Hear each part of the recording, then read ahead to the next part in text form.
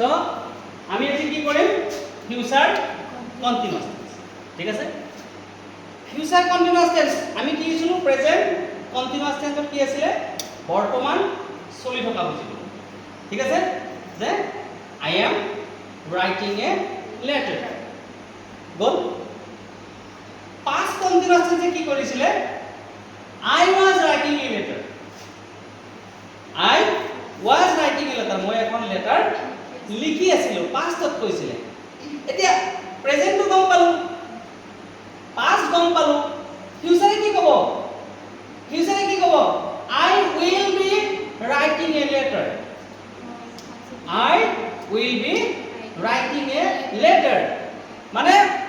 ভবিষ্যতত যদি কিবা এটা কাম ঘটি থকা অৱস্থাত বুজায় মই লিখিছো ভবিষ্যতত ঘটি থকা অৱস্থাত থকা কামবোৰ প্ৰকাশ কৰিবলৈ ফিউচাৰ কন্টিনিউয়াস টেন্স ব্যৱহাৰ কৰা clear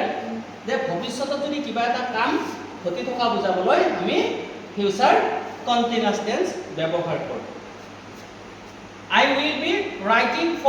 will be waiting for you this time next Saturday অহা স্যাটাৰডে মই তোমাৰ কাৰণে এই এনেকুৱা সময়তে মই ৰখি থাকিম ঠিক আছে not present it will future ভবিষ্যতত ঘটিব কিন্তু ইয়াৰ মাজতে পাৰি চাবা যে মই এটা লিখিছো we are meeting tomorrow we will be meeting tomorrow দুটা সেন্টেন্স একে কৈছে we are meeting tomorrow আমি অহা কাইলে লগ হমেই it is sure নিশ্চিত certain it is certain but we will be meeting tomorrow not sure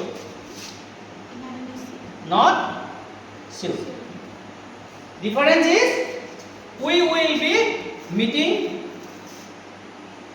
meeting tomorrow আমি লগ হব পাৰো বা আমি লগ হম it is not sure কোনটো অসুবিধা থাকিব পাৰে কিন্তু we are meeting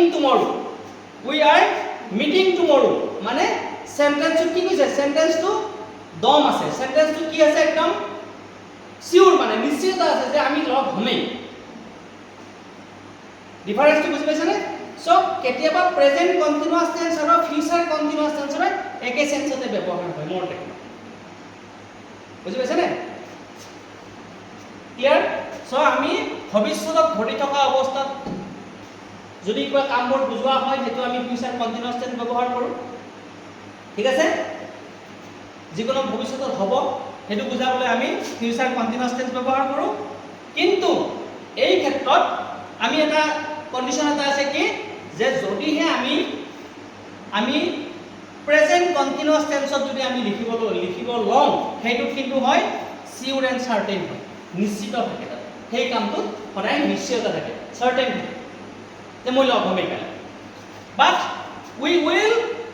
be meeting tomorrow not sure difference এইটোৱে